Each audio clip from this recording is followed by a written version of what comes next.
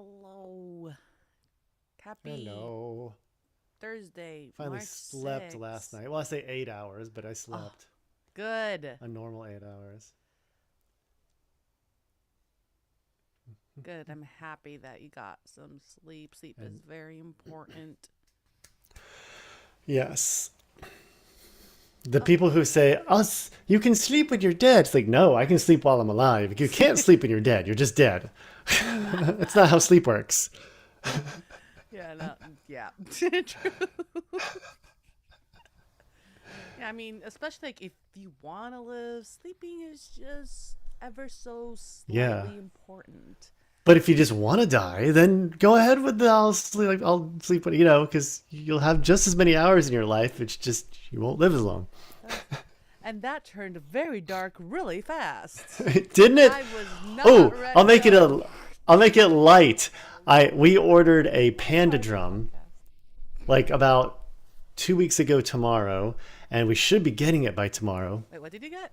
I've been tracking it. It's called a panda drum. It's like a steel drum. It's like an Asian steel drum. Oh, cool. You're gonna have Something fun. tongue, something steel drum. I can't remember what the real like name is. It's called the original was a panda drum, and we ordered it from them, and we're excited. We're getting it finally.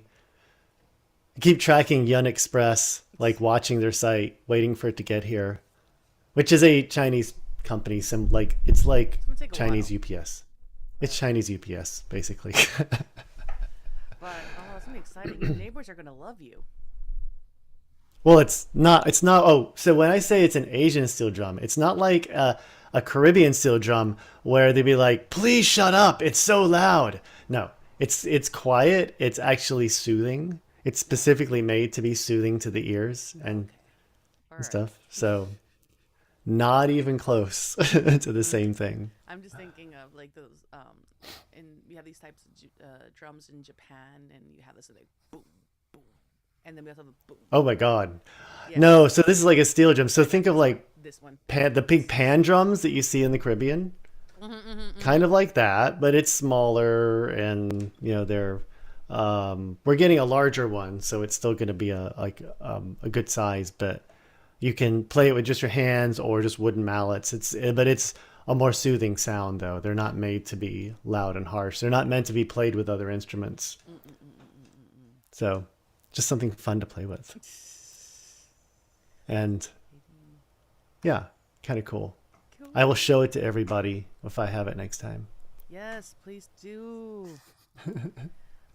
I can't say I'll know how to use it because I'll be able to use it as well as I can use my ukulele and my Irish flute, which is not very much at all.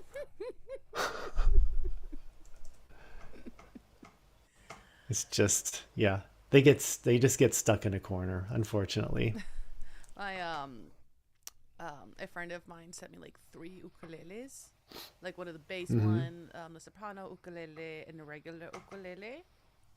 Yeah, Um, yeah, and you have not mastered them yet. no, and it's been like at least 5 years. Ooh, that's longer than I've had mine, so I still have a chance. Yeah, my friend also gave me like an acoustic guitar, an electric. So I literally have a band in my house, and I don't know like. Wow. To be fair, I know how to play a little. I know how to play a little guitar.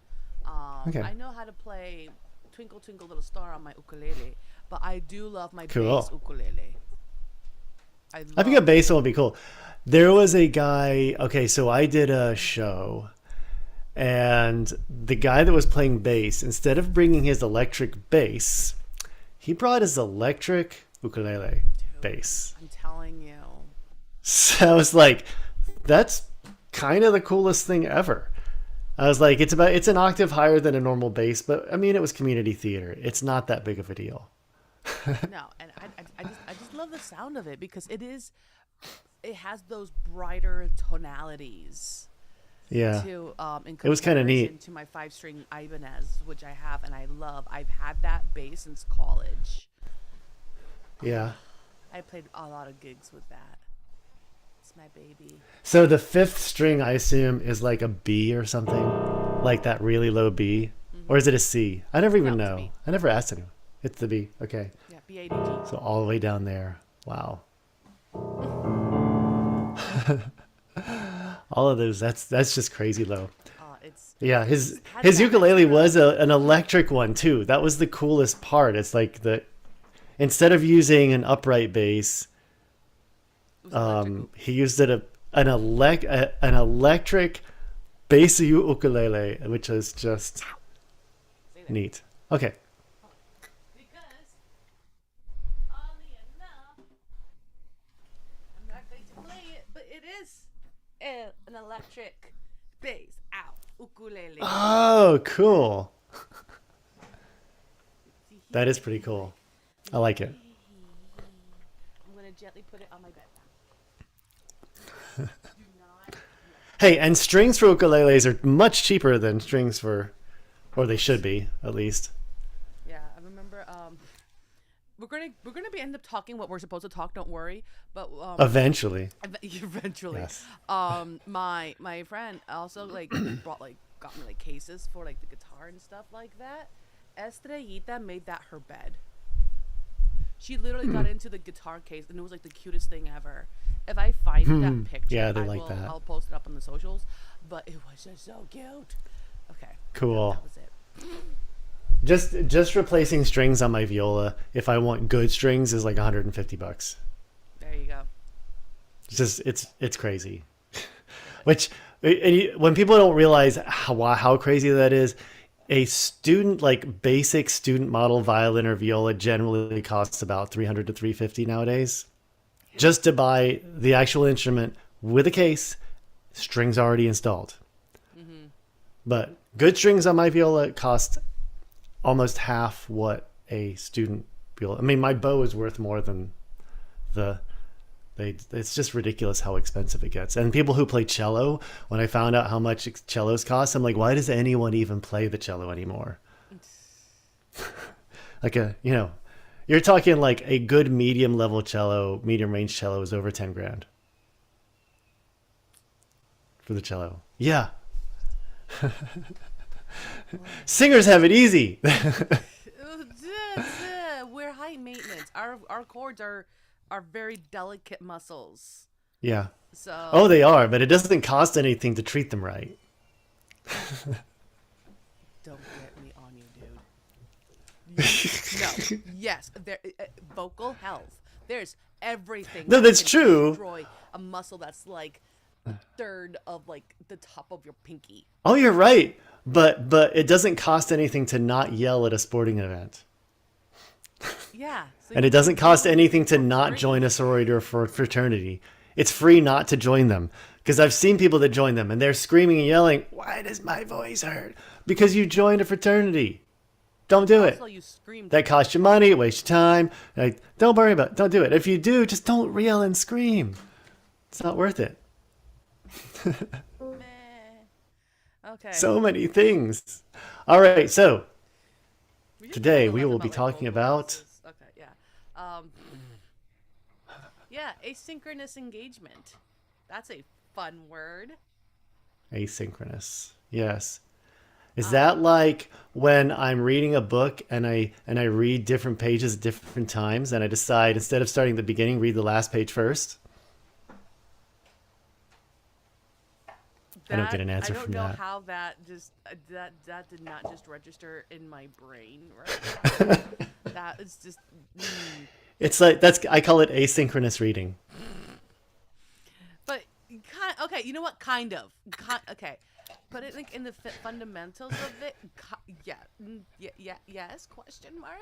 I'm making Tell me Rosita just, like, think my this annoyance morning. that doesn't want to accept that analogy, or the fact that it is. That it's almost right. I like things that are almost right. Oh no. Almost. It's a better way is yeah. There are better ways to describe it, Yeah, like it's an activity how I that would learn a happens at piece. different times for different students. Yeah, how I learn a piece of music versus how another person learns a piece of music. Yeah. That is a better description. How I read a book versus the way Rosita reads a book. Someone who speed reads You're just like, let's write a essay tomorrow on that book. And the rest of us are like, wait, what? First of all, I don't write an essay. I write reading notes. Thank you very much to make sure I Yeah, just understood. just go ahead and give me an F. If you're not going to give me time to actually Oh, I will read give you it. time. I'm Yeah. somewhat nice. Not Yeah. today, but I can No. be.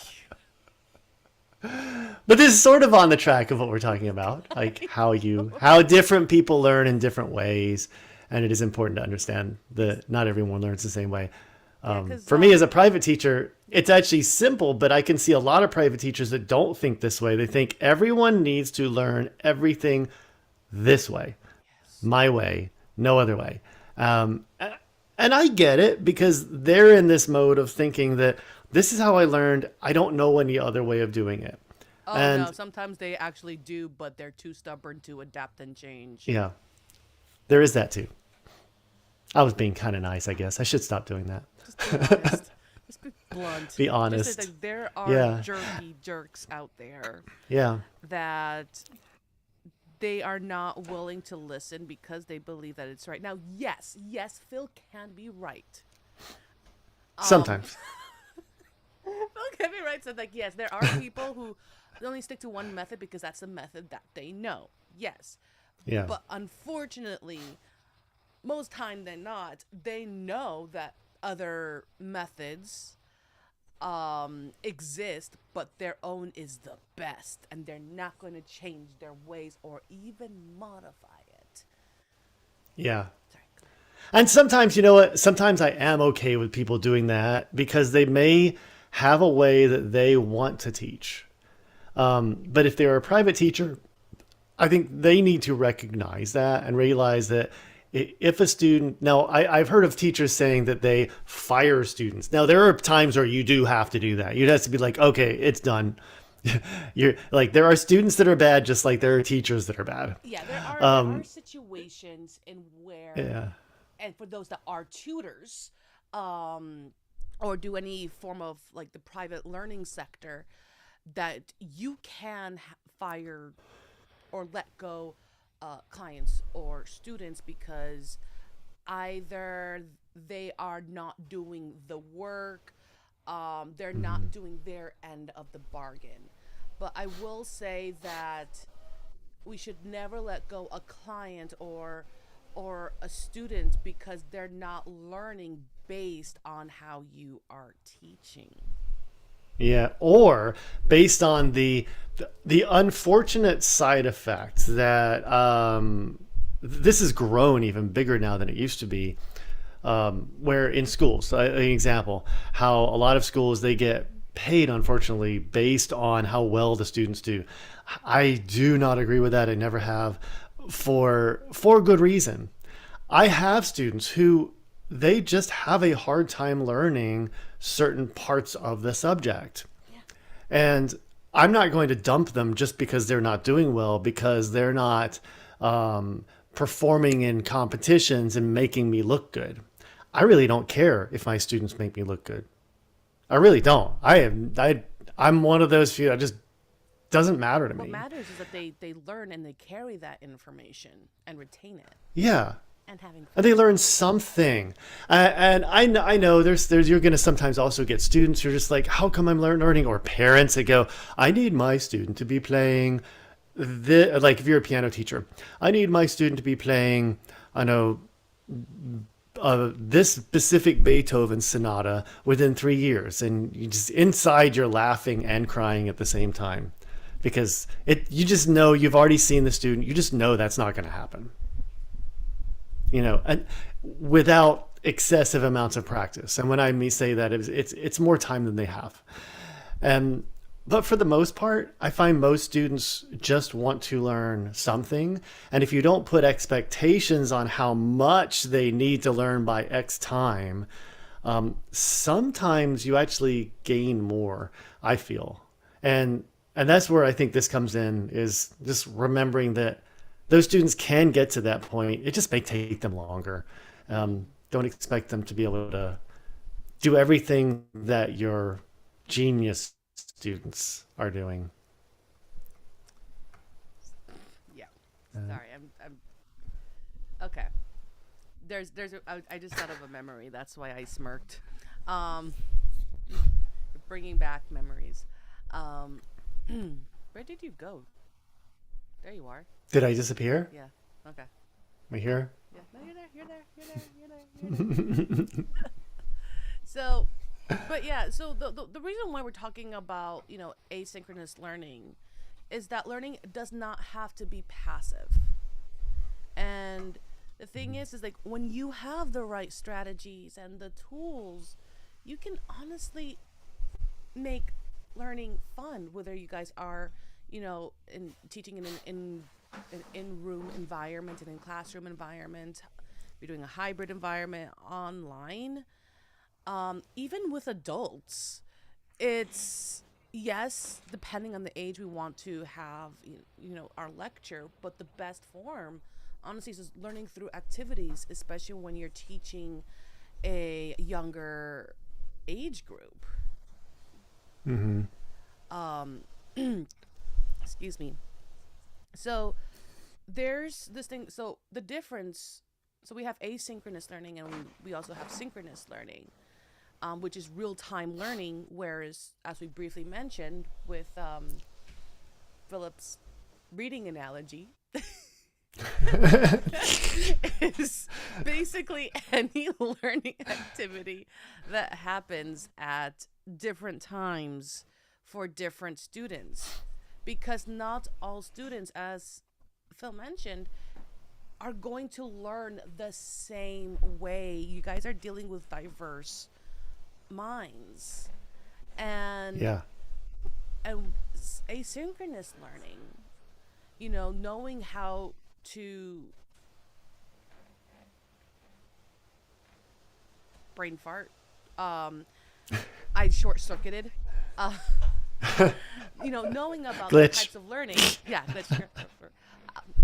um, it's great for flexibility.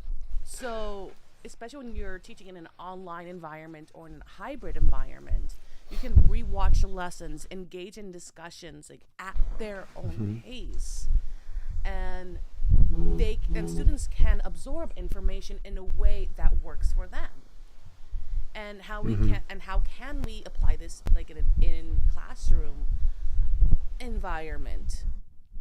Well, doing different types of activities that involves conversations about it, and putting it into relation to something that that the student enjoys, whether it be a hobby or something that they like. But when it comes to online learning, it means less pressure to be online 24/7. So you don't have to give a lecture for 5 freaking hours. Yeah. You can set up a structured, self-paced activity that still encourages the interaction. I know that this type of learning in the classroom, at least, has been around a while. When I was in elementary school, which was in the 1980s, the early 1980s, it existed there. Not until 4th grade, though. Basically, you were expected to learn at the same rate as everyone else. So I was lucky, one of the lucky kids that I did well in school. So everything was pretty easy for me up until then. But then once you hit that grade, they basically said, oh, you're one of the kids that does well in this subject. So everybody splits up. And it's kind of like when you go to middle school and you take different classes to everyone else. That is sort of in a larger sense a form of that. It's not within the classroom, but it's a larger sense. It's a form of that kind of thing where you might be taking algebra in 8th grade while your friend is taking like basic math or something else or whatever at the same time. And so it's been around. I find that sometimes it can be the hard part is knowing how to engage the students that it's easy for, as much as help the students that are like not doing well. And if anything, it's almost harder to challenge them, because you don't want to get into this rut of thinking, oh, I really need to help the needy students. Like, well, you also need to help the ones that You need to make it equal and make sure you're helping both to succeed, and not holding back the ones. Like if you're a math teacher in 7th grade and a kid wants to learn calculus, let them learn calculus if they're that good. I mean, it is what it is. They're probably going to be a math professor Yes. at that point. I would assume, a type of engineer, but hey. Yeah, or an engineer. Yeah, that's true. They could go either way. It depends. So you know what? I considered going into math in college, but it wasn't going to be to do any kind of engineering. I had no interest in engineering at all. My dad was an engineer, and I really didn't have. I enjoyed looking at some of the stuff that he did, but I was just like, wow, that is really boring. But the actual math side of it, I liked. I didn't really care about designing anything. I had a math professor from the UK once, and I was trying to help him like learn Spanish because he wanted to teach in Spanish, and he was one of the main math professors and also a physics professor.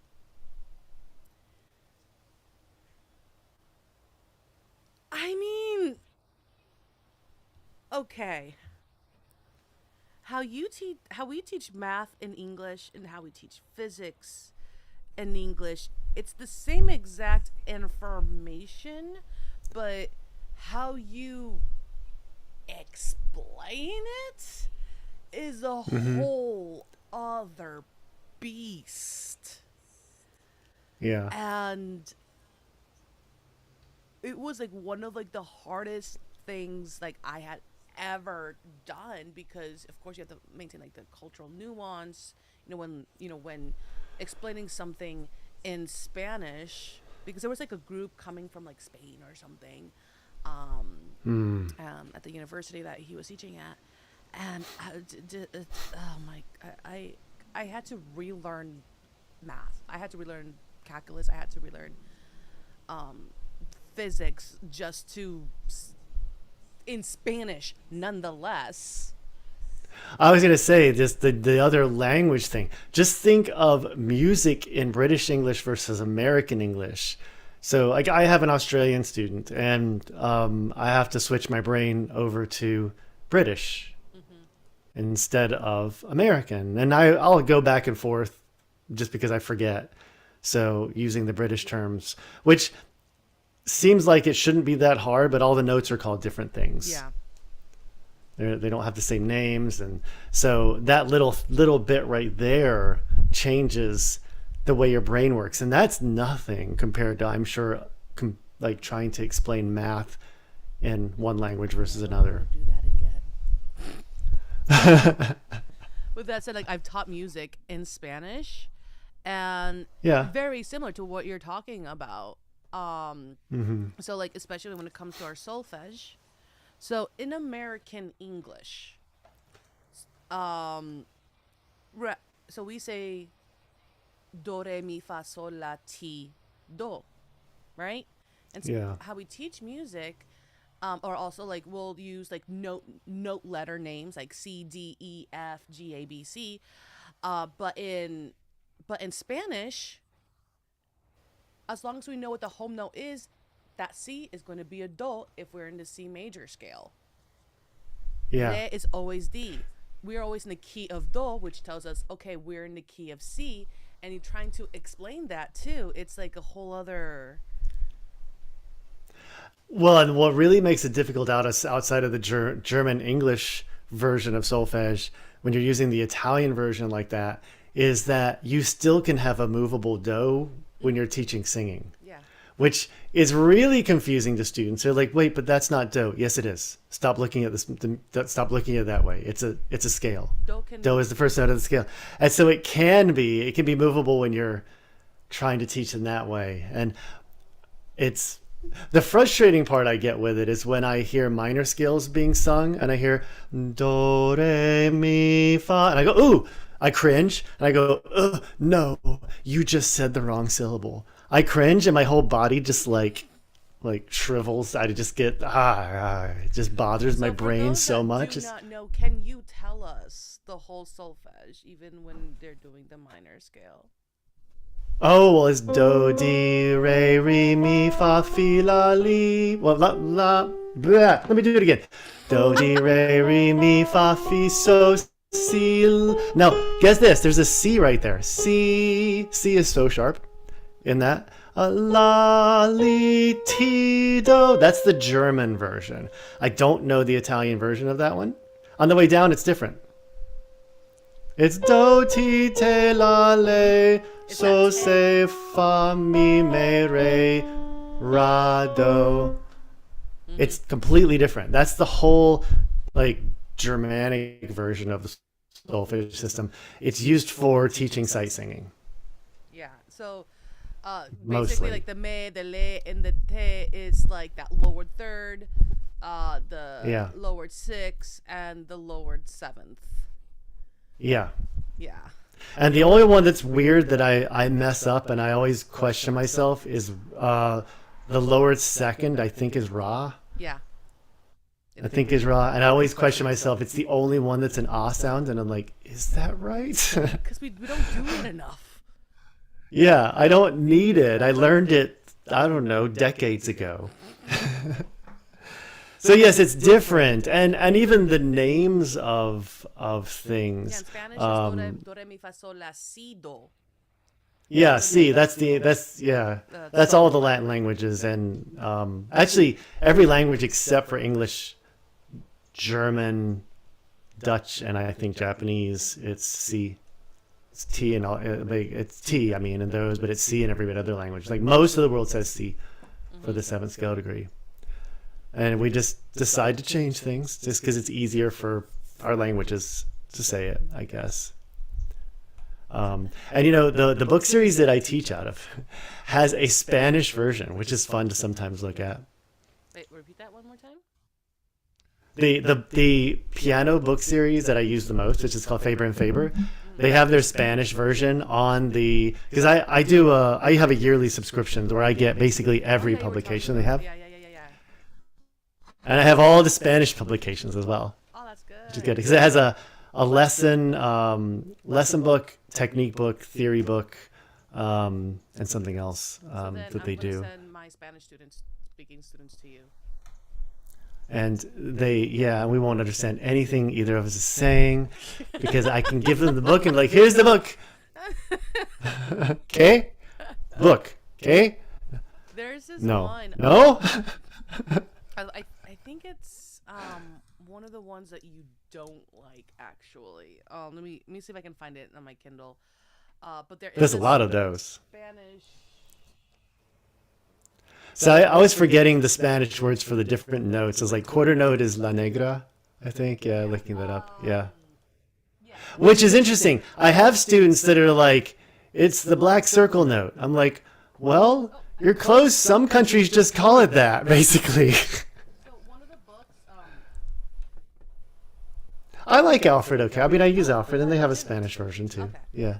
So this one you can available on Amazon. It's Curso Todo en Uno para Adultos. So it's like an all course in one for those that want to learn piano. There's an English version Yeah. of it, and there's a Spanish one. And it's literally a replication of, obviously.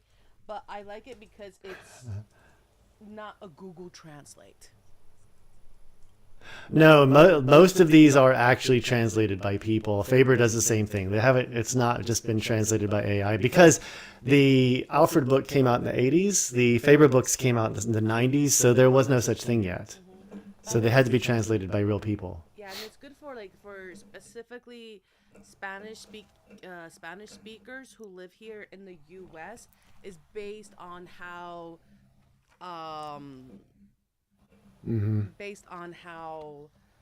I know I just froze. There we go.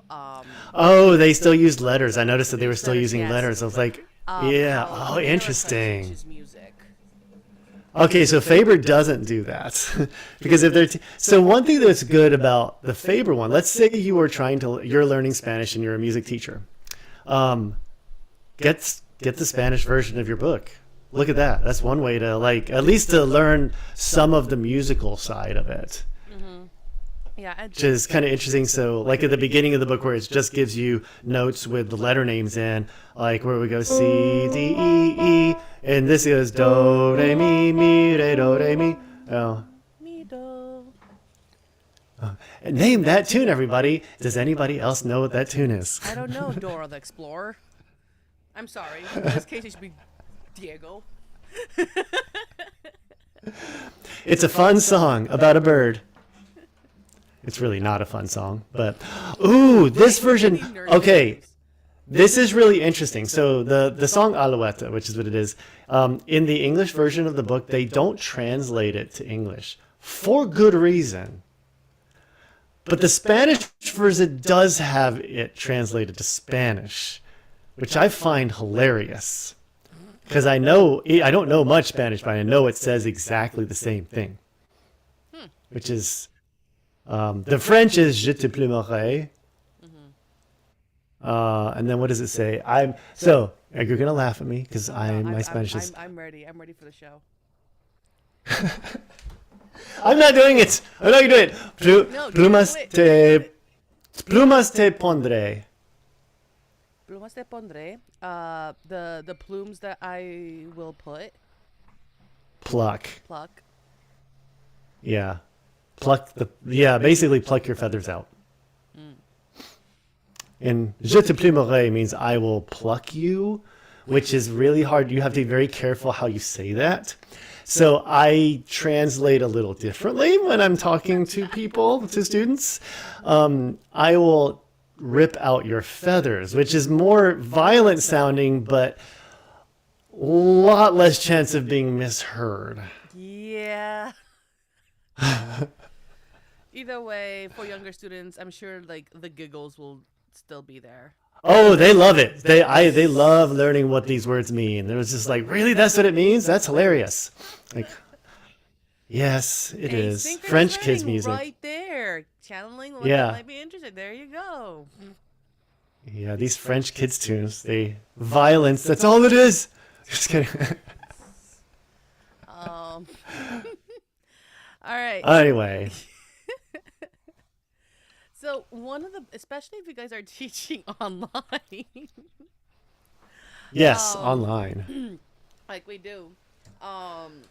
So I mean, yeah, there are ways that you can really like boost the engagement in asynchronous learning styles through honestly discussion forums and video responses.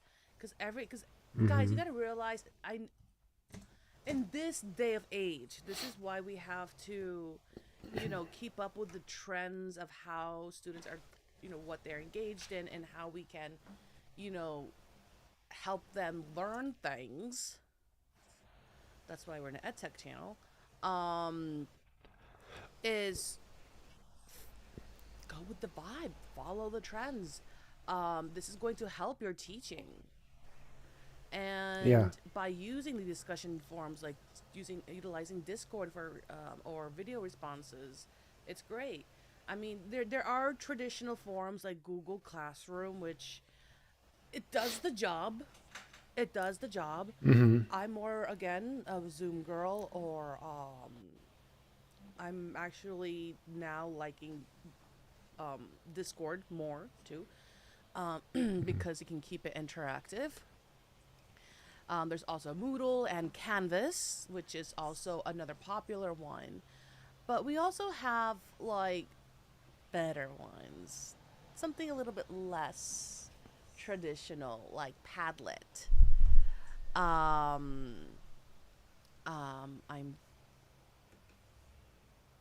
Like Padlet, which is, we talked about this, where it's like a digital board, a collaborative digital board, where students can post things that they've learned. They can text each other. There's images, there's audio, there's videos. I mean, they can brainstorm. They can use to reflect. Like, they can reflect on what they've learned. There was another one, Nearpod. Nearpod They also offer like interactive lessons with video. It has VR experiences. There's polls, there's quizzes, there's Seesaw, which is a student portfolio platform which allows students to record videos, submit assignments. Also great for like a discussion place. And I'm missing another one, and it's really annoying me that it's You're the one that would know these because these are not ones that I would normally use, being a private only teacher. So Wakelet. Wakelet. So Wakelet. Okay. it's a storytelling tool. Mm. So where like students and teachers can, collaborate together using like videos, links, images, and texts. It's great for those that that they are truly visual learners, um, and their visual and their eye they can read. But like the other ones, it's great for not only just visual but for audio learners as well. There's Cool. so many interactive learning tools out there that people should be implementing in online learning. So it doesn't seem because guys, doing an in-person classroom online is not going to translate very well, and I can guarantee you your students will play Minecraft during your class. Yeah. Well, kids will. Yeah. If you have an adult class, they may not. They'll actually pay attention most of the time. No, they'll probably play Elden Ring. It does depend on what you're teaching, but they might. You're right. Depends on the type of class you're teaching With as that well. said, um, one of my students right now, because I am getting back into tutoring actually, um, and I'm teaching Japanese through the game of Yakuza, which is Cool. a video game. Not that I will say it's more. I know how that sounds, guys. Just you got to keep it entertaining, right? And you get to teach them what to say and what not to say. Tell the difference of this is how you do not learn things from when watching when playing a Japanese video game or anime, and how we actually really say it. And also there's cultural things too. So, yeah. Cool. Yeah. Video games. Video games, I think, are a great way for like language to learn a language. Oh, Final today. Fantasy, I'm telling you. Yeah. I mean, they're originally in Japanese, I think, most of these. So you can just buy the Japanese version of the game. I mean, if a person knows a game really well, just go ahead and go buy the Japanese version of the game. Or if it'll let you just switch from English to Japanese, great. Then just do that. I think I don't know if it's Final Fantasy will. already in Japanese, but with English subtitles. But you can change the translation because the audio is in Japanese. Okay. So, I just know with Final Fantasy, it's been a long time since I played Final Fantasy. oh, it's fantastic. So I can't even remember. I cannot wait to have the time to actually get back into video games. Like, yeah, I just because it's Well, if for me, I will tell everyone that if Elder Scrolls 6 ever comes out, you won't see me for a little while. duly noted. You won't see me. We'll But have the vacation. thing is, there's a very little chance it's ever going to be released at this point. It's been announced for like 10 years. Hey, you never know. There are games that have been under development for 12 years and just, been announced. So, I don't know. Let's see. 6. Anything new? Leaks confirmed. Nothing. Nothing confirms anything. Yeah, basically, they have no idea. Nobody knows. There's always things coming out about it. There's always news stories on on gaming sites about Elder Scrolls 6, and yeah. So as a music teacher, what are some things that you do to keep your online lessons engaging? Ooh, so well, it's for some of my students, I've found a couple, we're talking about video game music sites. There's two that one that I already knew about and found, and one that a student found, and it is amazing. It's called VG Lead Sheets. VG for video game, and then lead sheets. And it has hundreds, if not over 1,000, different songs from video games in lead sheet form. So for those of you that don't know what a lead sheet is, if you're a musician, for a pianist, a lead sheet just gives you the lead part, which would be mostly your right hand, what your right hand is playing, or the melody line, and give you chord symbols. And I find that to be useful because I have students that just want to play something fun. And sometimes I find that they'll say, I want to play this music from this video game. If I want them to maybe try to read music, this is a really good way for me to do that. Because then I find that if they're say doing a lot by ear and they really just don't want to read music, this is a good way to encourage that music reading because it's just one line and some chord names. And once they get into it, they go, wow, I actually was able to learn more by using this, which I really like that. Another one is Nintendo specific. It's called Nin Sheet Music. And let me see if it's .org or I can't remember if it's Nin Sheet Music. I can never remember if it's .com or .org. It is .org. Sheet music. Nin Sheet Music. .org. That. It has a lot. It is a very old school website. Yeah. They haven't really done a whole lot of updates. It doesn't matter. They have a lot. It's like, well, what about this game? Yeah, they probably have it. Yeah, they have everything. And usually they'll have a PDF, a music XML, and unfortunately a finale file, which is unfortunate and hilarious at the same time. But music XML can be translated to any of them. See, now we've lost Rosita. We've lost her now. We're done for the day. Goodbye, She's yes, by console, by arranger. You can just say, which console do you want? No, it has others. It's mostly going to be the Nintendo ones. And you go under Nintendo, and it has all of the consoles up here. I don't think Switch is on here. No, it doesn't have it for Switch. But, I mean, it has everything else because it's mostly older games.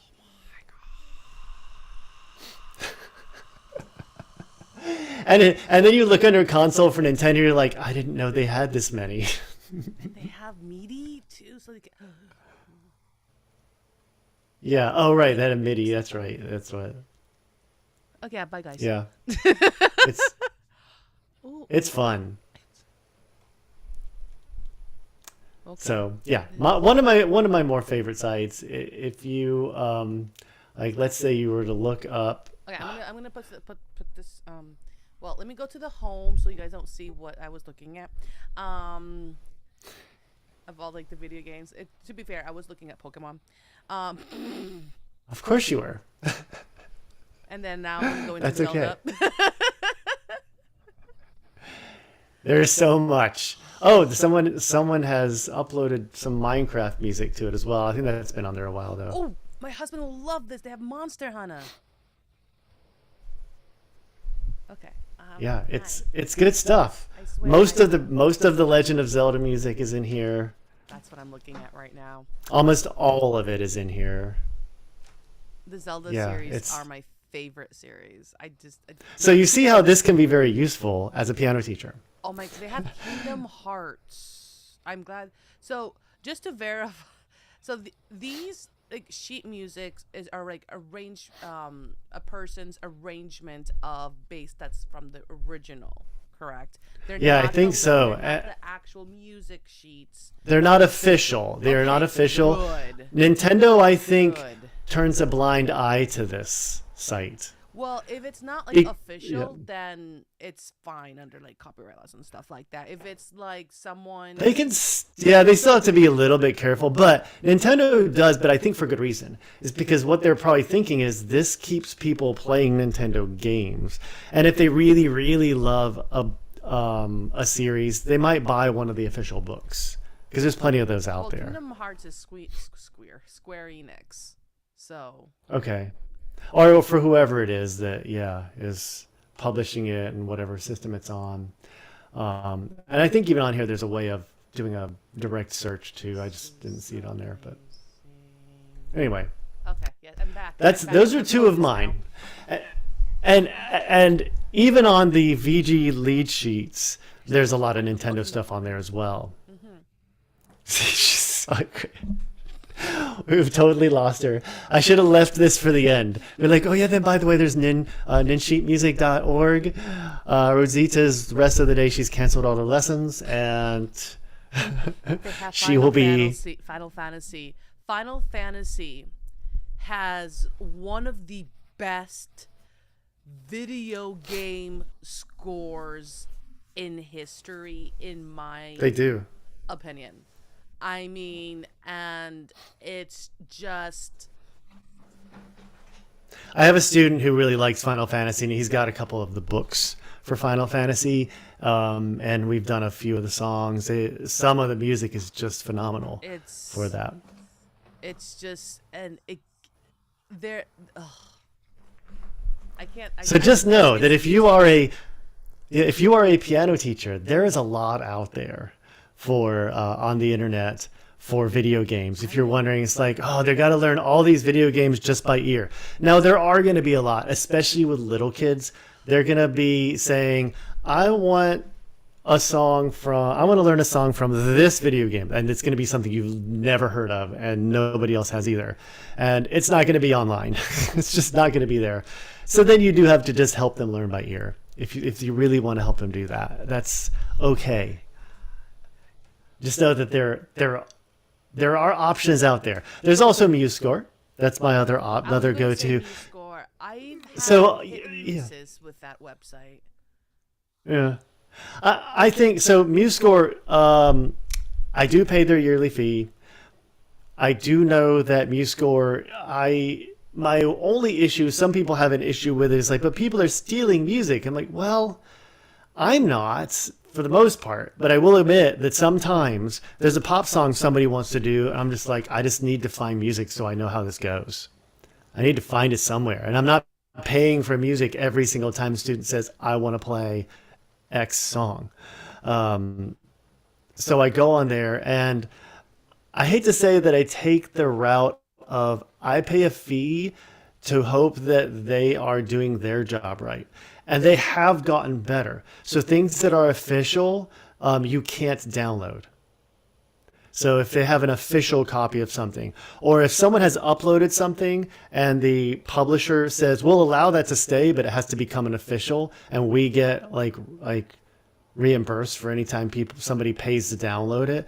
So you can pay to download certain things or get a higher level subscription. I actually paid for something to download because there was no sheet music for it, and they never gave me my download. Yeah. And I paid for it and I tried to go through the customer service. No one responded to me. Ooh, see, that doesn't happen to me, but I have a subscription, so it just automatically, it's supposed to download right then, like the minute you pay for it. Them, and I was so angry. Oh, I would be too. Oh, this gets to something that is not what we're talking about today, but is important to know. When you buy things online for your business, so we found out this through the hard way some, and just like now we just know, don't use your bank card to buy things online, ever, but use a real credit card. Reason is most credit card companies, if you don't get your product, you go and tell them you do have to stay on the phone for a while and give all the information, and they will keep you on the phone, make sure that all the information is correct. And then they will basically refund you the money. The credit card company will refund you the money, and they will go after the seller. And sellers don't want that to happen very often. So, because they can actually, that credit card company can just pull the money from that seller. Yeah. And they don't like that. So, just as a thought, this happened to us on a product we bought. We bought something that something we wanted, but it ended up going, hey, this doesn't work for us. Contacted the seller. They're like, well, you took it out of the packaging, but you have a 45-day money back guarantee. They're like, no, that's only if you don't open it. That's not what it says in your website. Went to the MasterCard company, whatever bank we were using, and they took care of it. There you go. And it was that easy. If we had used our bank, we would have got nothing, because the bank will not back you on that. So just a little thing. We learned that because we would have lost $150 on that if it hadn't been for that. So anyway, yeah, but MuseScore is good most of the time. I have never purchased anything directly from MuseScore except for my subscriptions, so I'm wary of that. So, and I'm glad I heard you say that, because now I'm like, okay, maybe I won't ever do that. And I have found that oftentimes on MuseScore is more expensive most of the time than Music Notes by about $1. And Music Notes is always true, real, official copies of everything. And also, there's like a pro credit. They're getting a subscription thing now. Yeah. Right now they Yeah, have you can pro do that credits, too. And then they're going to add actually another tier of subscription, so you can have access to more sheet music. But everything's not only just popular arrangements, but also official music. And you will have the license to only you will have the license to use that. That's true. So anyone knows that, if you buy from Music Notes, it is a official licensed copy that you can legally use. Where on MuseScore, it is not necessarily something you can use to perform or anything, but you can download it. Music Notes, their subscription is going to be a lot more expensive than MuseScore. You're not going to get anything for a whole lot for free, but you get a lot of discounts. I've looked into it. I haven't done it yet. A lot of because I literally saved just with the pro credit things, I've saved at least $500 in 4 years just in music. I bet. Yeah. So you get I think with the pro membership it's $13 or something. No, it's $21. You get 25% off the music. And just to give you guys, which is pretty good. Those that do not know, is that sheet music, depending how long it is and the popularity of the song, there's different variables, but on average, you're looking about $6 per song. Yes. There was one song that I had to pay $13, and I can't remember what it was, but to be fair, it was I think it was actually the Bohemian Rhapsody. Something longer, yeah. It was but it was reasonable considering of all the work with all the arrangement that it came with. Yeah. So, and some other differences. So Music Notes, you're only going to get a PDF copy, but they usually have it in a number of different keys. So if you're used to going to MuseScore and saying downloading the MuseScore version, which you can change to whatever key you want, with Music Notes, let's say it's in the key of C, but you want it in the key of B flat. If it's an option, you just go down to the key and you tell it which key you want it in. Now, and I think with the Pro subscription, you get it in all the keys. But if I was to buy it without the Pro subscription, I'd have to choose a key. I believe. I haven't been in there in a while. And also, actually, if you purchased, because if you download the Music Notes player on your computer or tablet or phone, You can also, once you download it onto that particular player, you can change the key right then and there. Oh, I didn't know you could do that with the music notes Yeah, player. the only Okay, thing like with a music cool. player is that say that you are teaching music online. So as many of you guys know that I'm also a vocal coach. You can't share the screen because they're smart. First of all, I give them Oh, credit. on that one, there's certain things you can't. I You noticed can't that. Yeah, see. Even when you like, I think the only way you can do that is just sharing your whole screen. Even then, it's a hit and miss. yeah, Even though like you're teaching, but it's just protecting the copyrights from like the company and stuff. Like there's actual reason behind it. It's not. Um, yeah. but you can change the amount of keys, and also what I love about the music notes player on the iPad, you can make notes of it, and it save those notes automatically. You can say that you're practicing a particular area of the song. You can play that particular part and then save that part, and it would repeat. There's so many features that when you download the music notes player, it's honestly a phenomenal tool. It's one of my easily like top three favorite tools when it comes to practicing music for both not just vocals but also piano.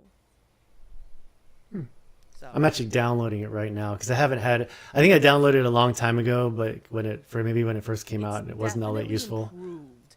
When it first Yeah, came out, it was not great, but it was definitely like a work in progress. Now it's something that yeah. I use for my vocal clients. Cool. So I'm putting it in my computer right now, and I'll try it with some it's things that I better on the I haven't iPad. downloaded a lot from there. Most of the time, oddly, it's my students that are downloading and paying for the music on Music Notes, not me. So, Mm, there you go.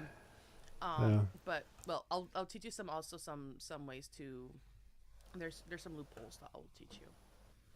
I'm sure there are. So there are. Anyway, oh, we're about out of time. Yes. So But guys, we I did hope you talk a found this little bit about asynchronous learning. just a little bit, but hopefully you guys learned something. Let us know what you guys learned. What was your favorite part of this? And now I am going to go back to the nin music Your sheets. favorite part was watching Rosita go, "The rest of my day is lost," and it's Like, Philip's what was I? Oh fault. yeah, the podcast. I'm in the podcast right now.